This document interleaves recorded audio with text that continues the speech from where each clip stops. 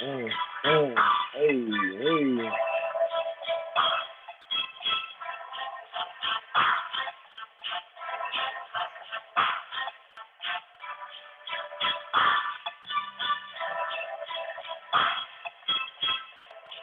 Mm, mm, mm.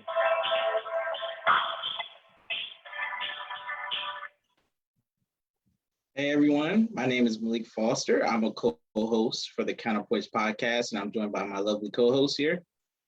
Everett Stevenson, one of the co-hosts of Counterpoints podcast as well, and our other co-hosts. Hey everybody, I'm the third co-host. My name is Samantha Adams, and we would like to welcome you to our Counterpoints podcast. Just a quick little thing. Every now and then, you might hear my dog barking in the background. He is our unofficial fourth co-host. Okay. His name is Chino.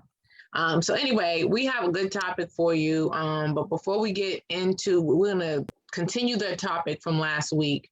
Where we were talking about family ties and the effects of the Willie Lynch Letter on the Black community and Black families. But before we get into that, we need to go ahead and highlight our Black business. Yes, I have a Black business for you guys for this week. It is, let me share my screen here.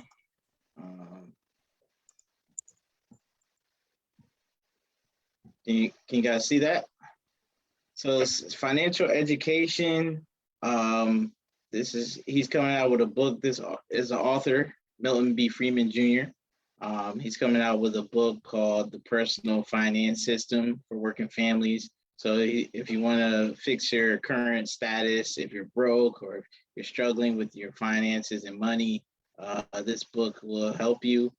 He's taking pre-orders October 22nd through November 5th. You get a complimentary ebook and free shipping's included with that. So he has a lot of information here. He has one-on-one coaching, an academy, some templates. He talks about life insurance. He also offers notary services and helps you with your income as well. So if you have trouble with your finances, you can go to this efinancial.net website to help increase your financial education so you can increase your wallets and purses. Absolutely. We all know that that's such a pretty big thing, financial literacy. That's one of the things we talk about all the time. Mm-hmm. Right. Absolutely. So just to recap, last week we touched on the Willie Lynch Letter. I'm not going to go deep into the history. I just want our viewers to know what the Willie Lynch Letter is really quickly. Back during slavery, there was a man named William Lynch who was brought from the Caribbean to Virginia to teach some of these slave owners how to manage their slaves, because they felt that the slaves were were getting out of control. And please go back and watch it, because we get into the history of that. So, what I will say is what we're doing today is we're going to continue that discussion about the William Lynch Letter and how it has affected our community and Black families as it relates to media and the image and stuff, the images and stuff that are portrayed through the media, in the way in which, Black people not only look but treat each other, right? Because we've done podcasts on colorism and things like that, and all of those are also effects of the Willie Lynch Letter. But today we're gonna dive, and we've also talked about the media and the portrayal, but we're also going to talk more about how we look when they put us out there. So we're going to start off. A while back, a couple years ago, there was this commercial. Dove, you can go ahead and pull it up. I'll just keep talking about it. There was a commercial that Dove put out, and it started off with a Black woman, and then she used Dove, and then she turned into a white woman. So here's a clip that we have on YouTube that Good Morning America posted. We're going to show it, and we can talk a little bit about it, and then we're going to move on to more things as it relates to this topic.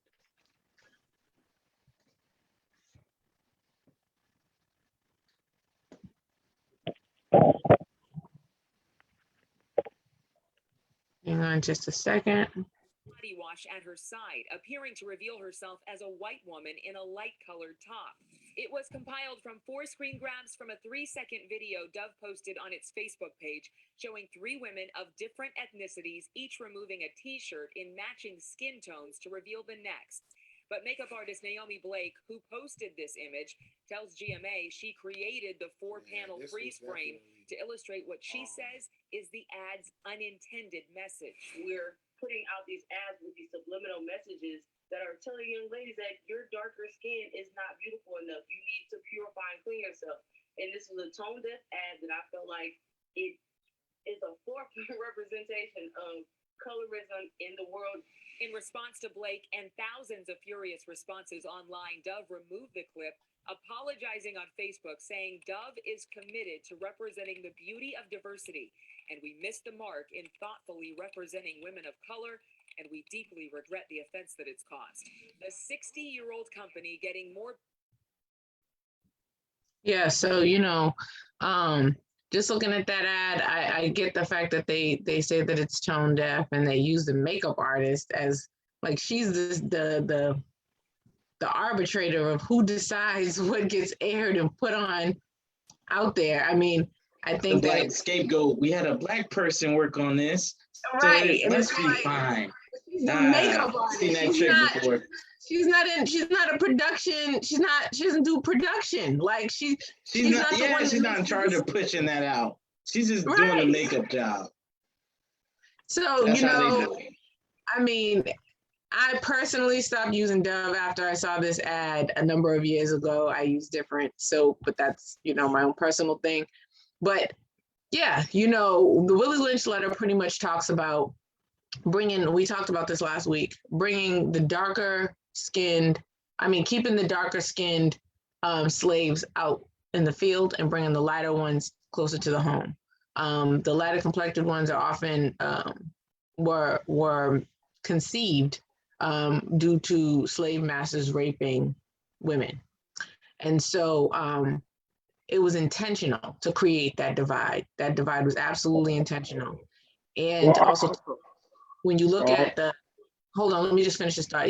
When you look at the history and the way that people have been treated, even throughout Jim Crow, it's almost like our dark skin was dirty. Because remember, if a Black person put their toe in a daggone swimming pool, they need to clean out the whole pool. I believe it was Billie Holiday that did that at a hotel.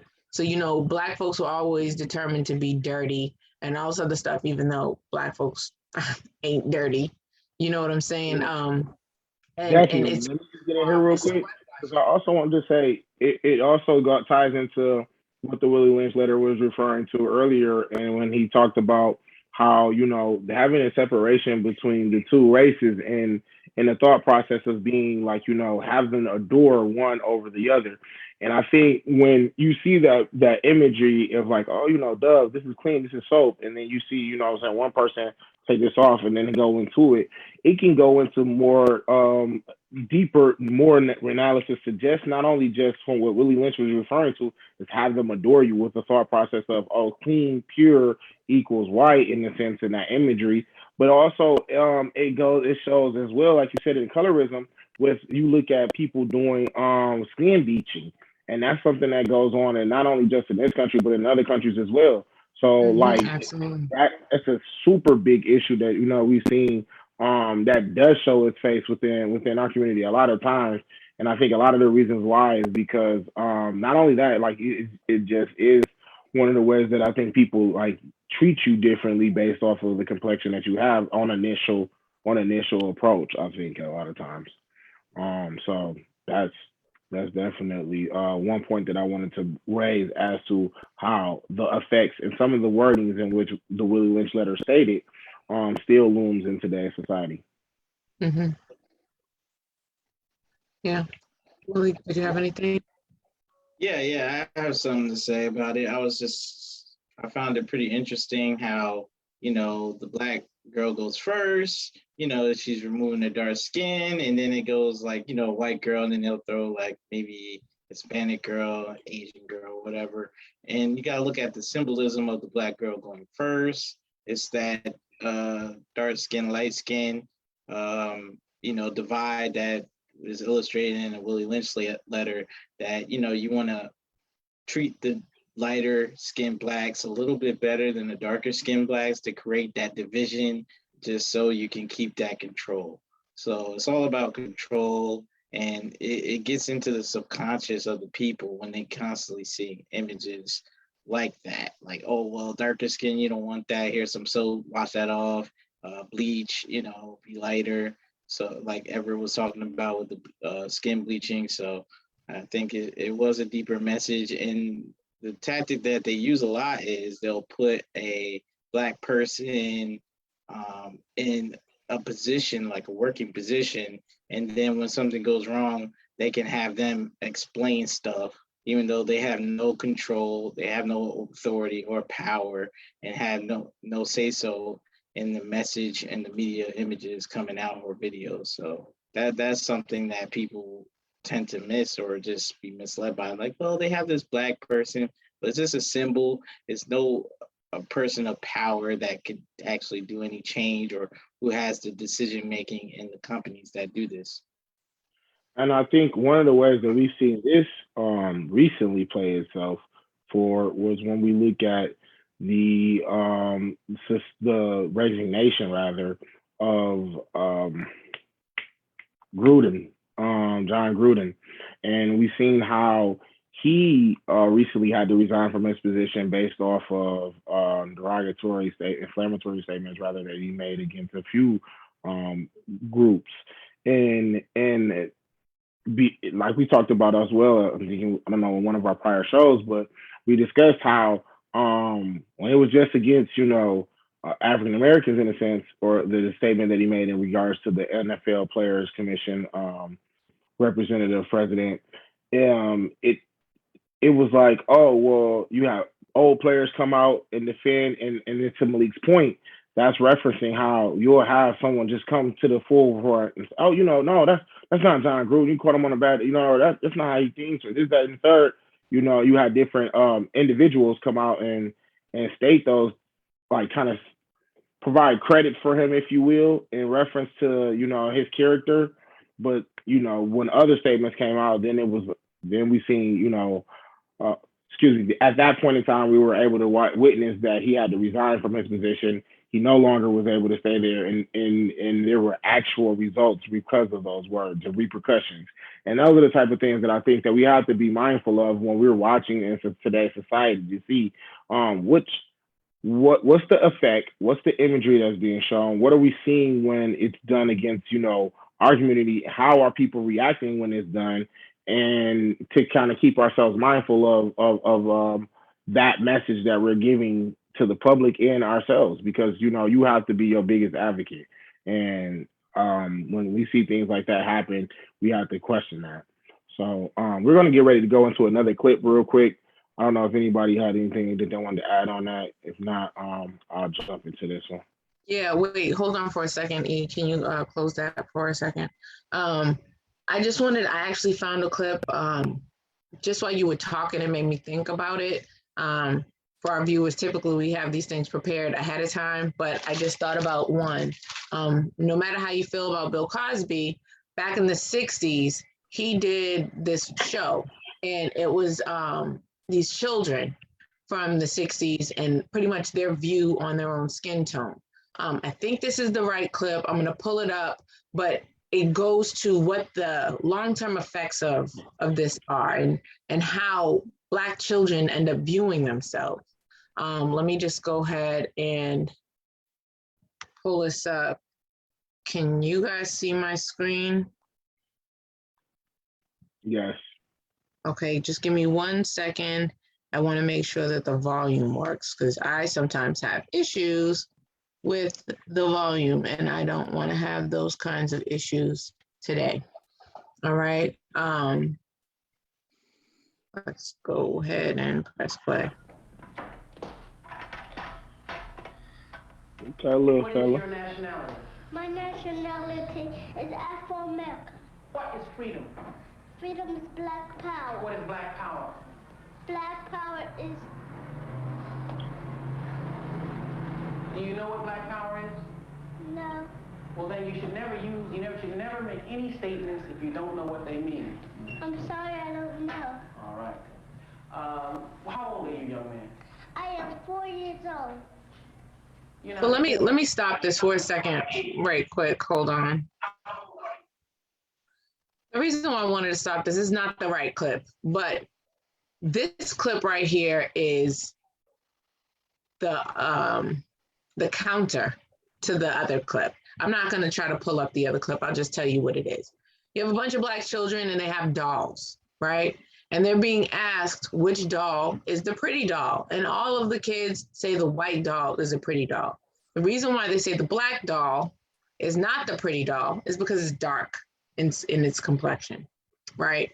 And so that clip that you just watched is, that comes from actually Black Panther Party.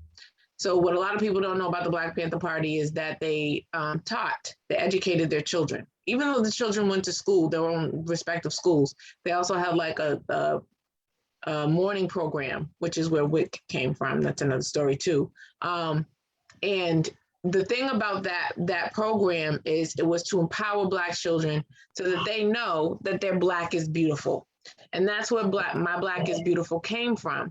It came from that era during the 60s and 70s, where you're teaching children and grown Black folks that your Black is beautiful, that it's okay to wear your hair in an afro. Your hair is gorgeous, no matter if people feel the need to tell you that straightening it makes it more pretty. I mean, I don't necessarily subscribe to that. When you guys look at our post, you see my hair straight today, but it might be an afro tomorrow. You know what I'm saying? And so just recognizing that, our Black is beautiful, we've had to find ways to counter all of the propaganda that has taken place throughout our history.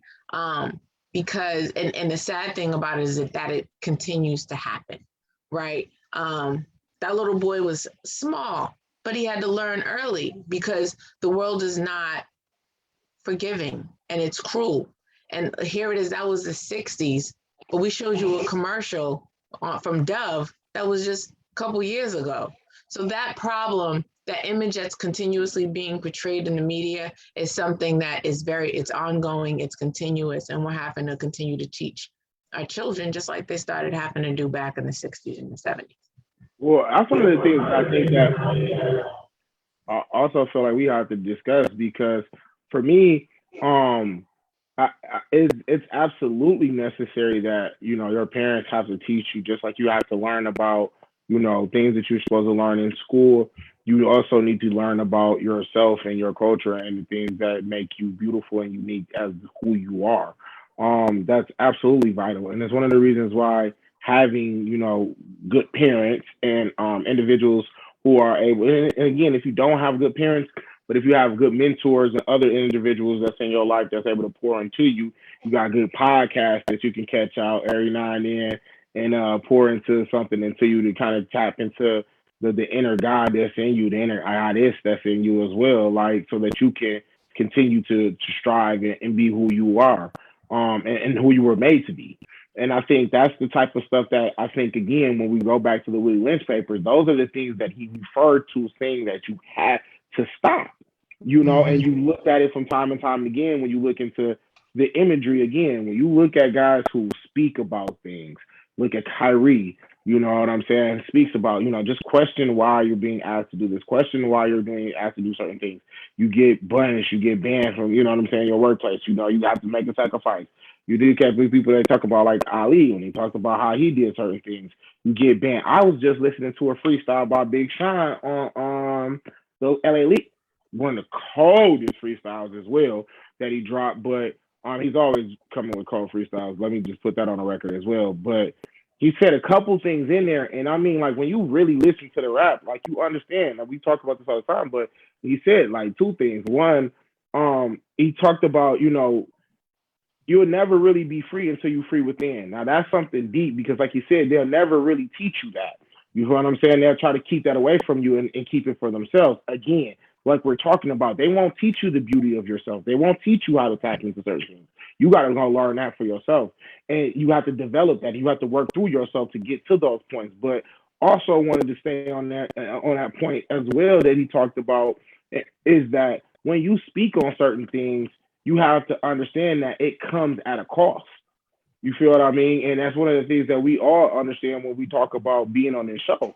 You know, how much do we want to go divulge in certain topics? How much do you want to go in and talk about certain things? Because again, we're still making it in our world as together as we're trying to educate and do our thing. But we all have a deeper calling that says that if you have a platform, if you have a voice, if you have something that you can offer into this world, that you should put it forward, and hopefully that someone somewhere can get it. You used to say that the future won't be televised, and now we have it internet televised, we have it chat room wise, you know, Discord, Wall Street bets, whatever it is. And I don't mean to go on no tangent, but I just wanted to go ahead and just let you guys know how, again, there's things that go on in this world that can affect us, but there's also ways that we can combat some of these things too. And a lot of it comes with understanding yourself and understanding that when you know yourself, that will hold you back sometimes, because you will see leaders lose, like you said, with Kyrie, Muhammad Ali, Nipsey Hussle, Dr. King, and so on and so forth. Kaepernick. Yeah, you know what I'm saying? And just real quick, you said the future will not be televised. It's the revolution will not be televised, but it's definitely out there. Excuse me, pardon me, thank you. Yeah, absolutely. The revolution will not be televised. So, and again, I think at that time, it's because of the statement, right? Like, you know, in the 60s, 70s, they're not getting your story on there. And I was thinking about it the other day, we talking about imagery. I remember one of the biggest movies that we used to see before Tyler got on and did his thing, and before other art, Will Packer and other black directors as well, Michael Coogler, I believe his name is as well, and so on and so forth. I don't mean to be, but what we had, like Soul Food, you remember that? That was a really big movie in our community. You feel what I'm saying? A lot of people went watched that, just like a lot of people watched Bodyguard with Whitney Houston. That was a big movie. You know what I'm saying? When at that, I know I'm dating myself a little bit, but at those times, those were movies where we've seen celebrities be in movies and, you know, cross over and act a little bit, do those type of things. But as far as Soul Food, that was just a crazy movie. And that's another image thing that we could talk about another day, as far as, you know, Black strain and struggle within love and family and all of that aspect. But yeah, I'm getting ready to jump into another video unless y'all have something I wanted to jump in. Yeah, I was just gonna say that it starts at the home. You know, you gotta teach your children young and give them that instruction, you know, to be comfortable with themselves, to know themselves, so they can kind of combat some of this media propaganda that they're going to be receiving for the rest of their lives. And another point is, like, when it comes to media, I think that's another point where, you know, Black people really need to kind of get more control of their own media so they can push out more positive images of themselves instead of being at the mercy of others. Well, we can get into the next clip unless y'all. Yeah, I think that has a lot to do with money, right? And because we talked about this when we talked a little bit about that Nick Cannon situation, and also when we talked about Bill Cosby and the possibility of him purchasing NBC when the whole situation came out. So, you know, a lot of that has to do with who's in control, who's willing to relinquish control, and money, right? And so that's the biggest thing about media and Black people. We talked about it several times, so you guys please go back and watch the other Counterpoise podcasts. We like when y'all do that. Yeah, for sure. Yeah. But real quick before we go into this next clip, I just want to just set this up real fast. Because again, just being on YouTube, watching TV and things of that nature. Can y'all see the whole screen or no? No, it's cut off. There you go. Yeah, there it is.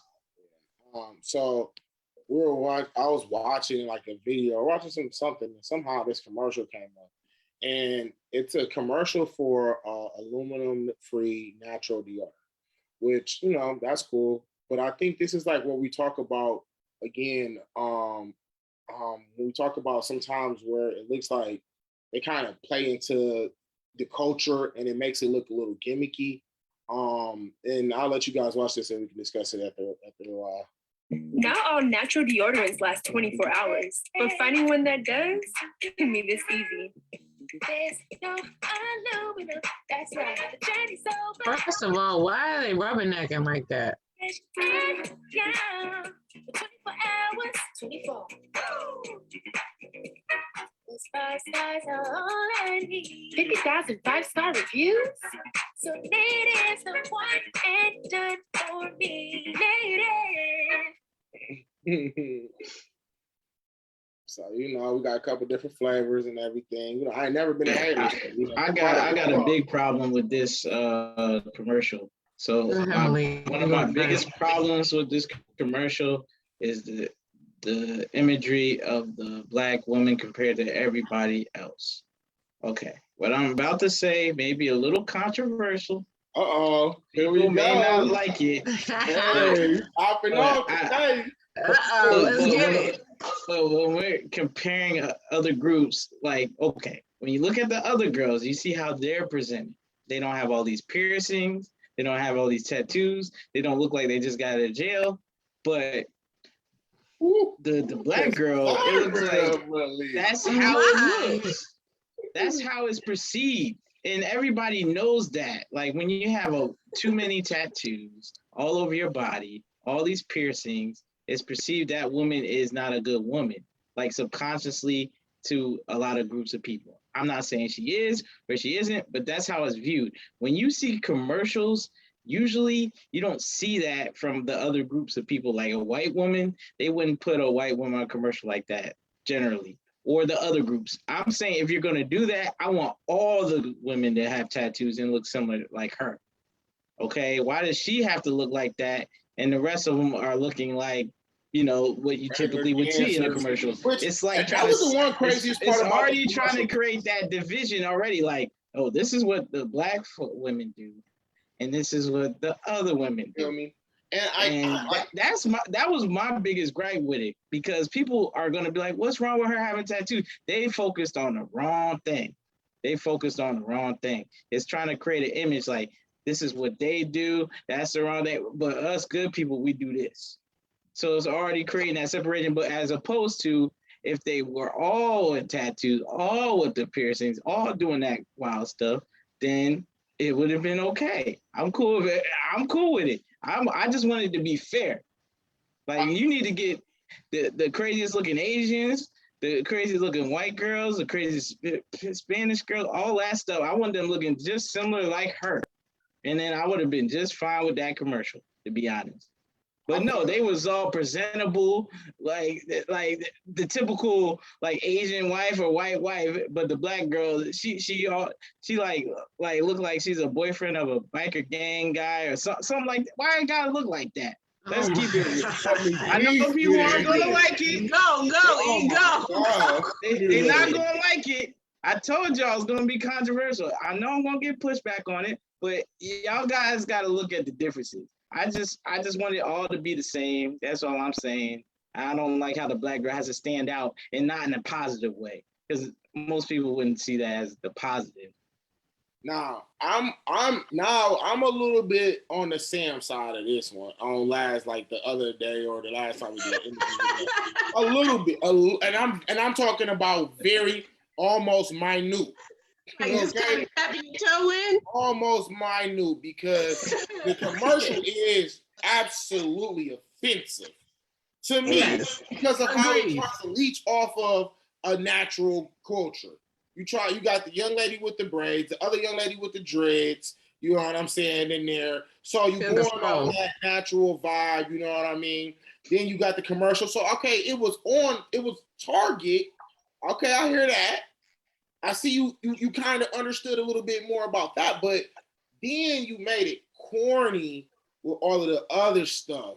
And that was where it was like, you kind of like was, all right, yeah. We'll do some of our research and still throw that bullshit on, like, still throw the Bojangles on it, still throw the, you know what I'm saying, the foolishness on it so that it make it look crazy. Now, to Malik's little point, let me just go back on that. To Malik's point, I don't have a problem with you having people with tattoos or da-da-da. Like, I remember I grew up, that was like my people's like saying, like, oh, just because someone has a tattoo or whatever, that, don't mark your body, your temple, which, that's absolutely true, all of that too.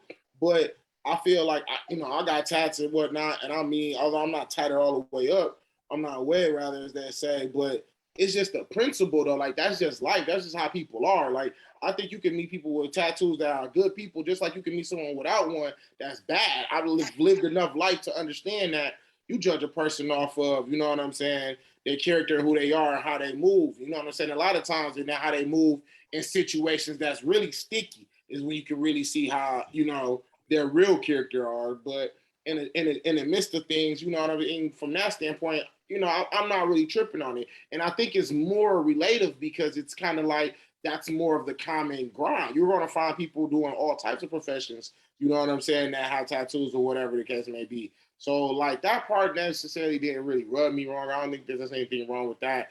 But I do understand where you're coming from in the sense of, okay, why only have that be the image of. And that's what's going to catch my eyes. Like, you know, what you said with the hair and all that, and those are the main things that catches my eyes when I see that. And I'm like, why does she have to look the craziest out of all of them? Why is it always like that? And right, so there's more points to that I want to get into. Wait a second. I agree, but I disagree. Okay. I think I think it's perfectly fine for her to wear her natural hair. You know what I'm saying? I don't care about that. I don't care about the fact that the other young lady has locks in her hair. I don't care about that. I don't care about the piercings. I didn't even notice any tattoos. I have tattoos myself, but I didn't even notice any tattoos. The issues that I had, the imagery that I didn't like, is at the top of the commercial. The young lady with the afro, when she's holding the deodorant, she's talking like this. I didn't like that. Yes. Why do you have to rubberneck? Also, why are they the only ones that are all in the center dancing and carrying on? You got other ethnicities standing around. They're dancing and stuff too. But all other ethnicities was included in that video. If you right, there were. You had everybody from white male, you saw white people, you saw you know everybody. Million people. You saw all these other ethnicities. But two black ladies, which is why here's the thing. I don't know if it's that they were looking the craziest, Malik. It's that they made them the focal point. They're in the center. It's all about positioning. They're in the center. They're doing all the talking. They're the spokespeople in the commercial, which is cool. But why do you have to rubberneck? Why does that have to be? And then like, don't coon. Like, this is not Bojangles. This is not Sambo. You do not have to blackface. You don't got to do all that. You know what I'm saying? The other thing is, it's for natural deodorant. Black women who wear natural hair, and even black men who do the natural thing are not the only people who wear natural deodorant. You know what I'm saying? Like, you can find natural deodorant in all kinds of stores that are not, the demographic is not just black people that go natural. There are plenty of white folks out there that don't want aluminum in their deodorant. There are plenty of Hispanic people out there that do not want aluminum in their deodorant, and so on and so forth. You know, and I think, to your point, Malik, I think it should be equal. It should be even.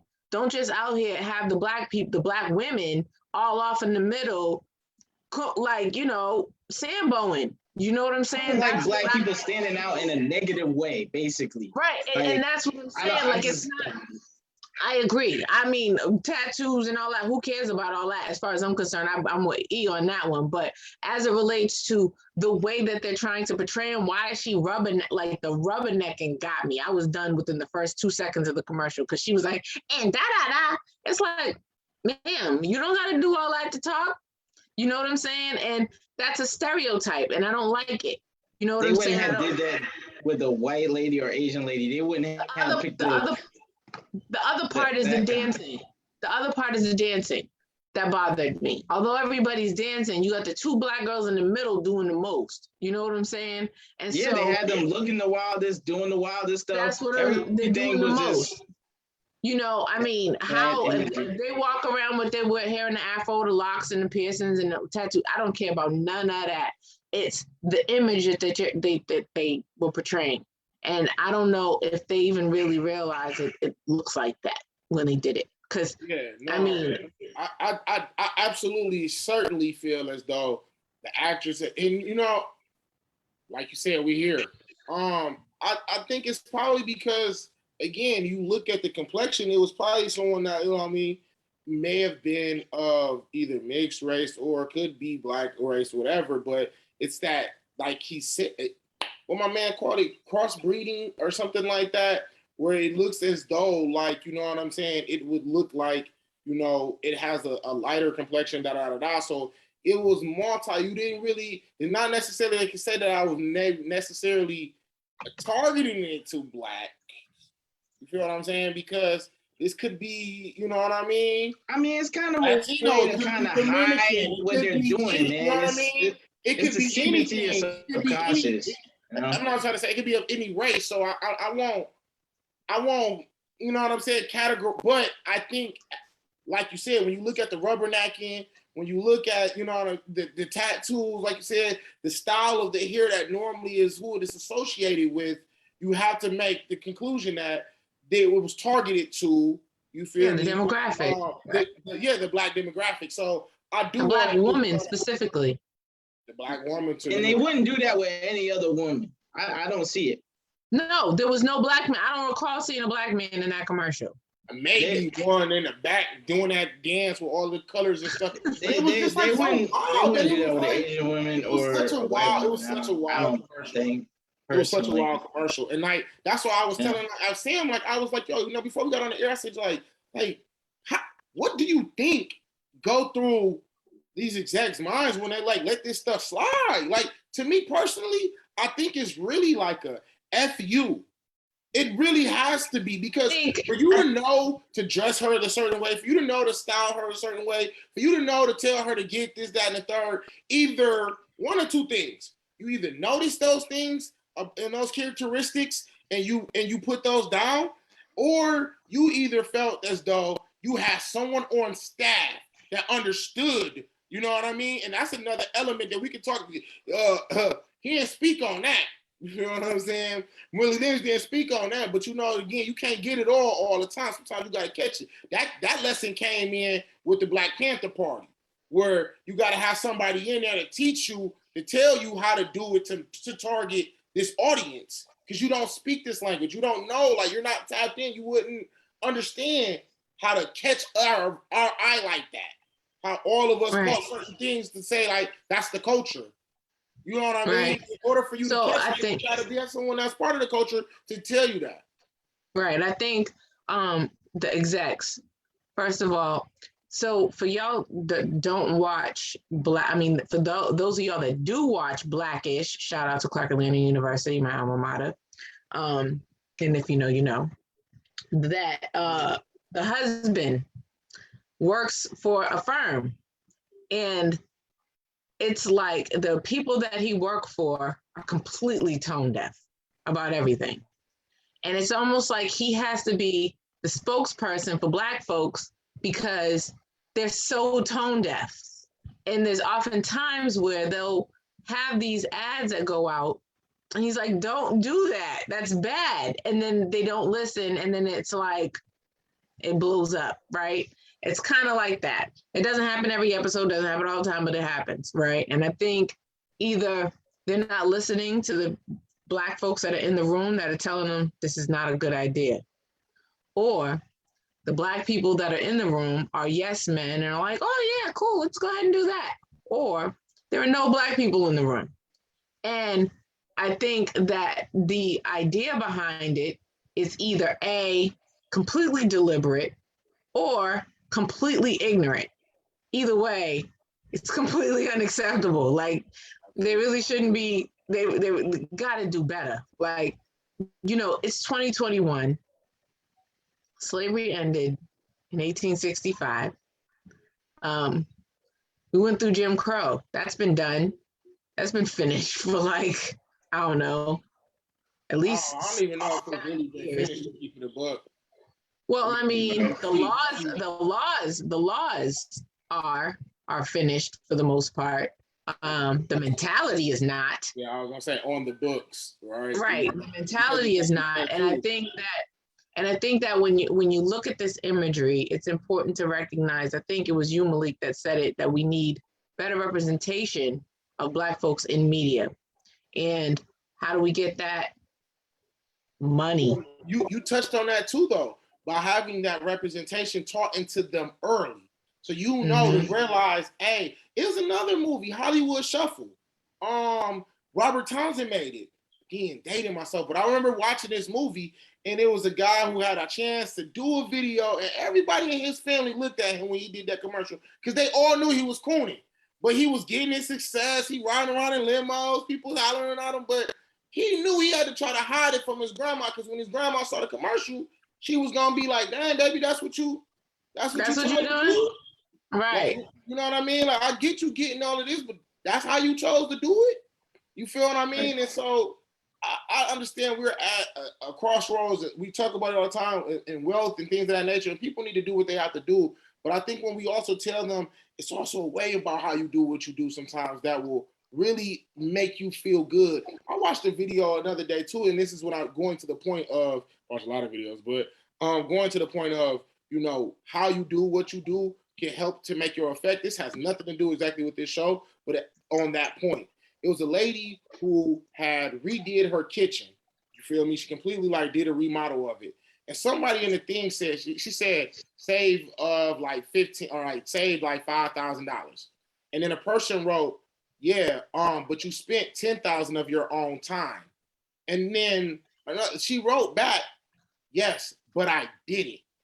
And so sometimes you have to understand that you might, you know what I'm saying, give more of your time for something, but the fact that how you got to where you got to and how you can look at yourself in the eye and know how you did what you did and you was okay, that might feel so much better than just getting it a little lesser, you know, getting it for a little cheaper.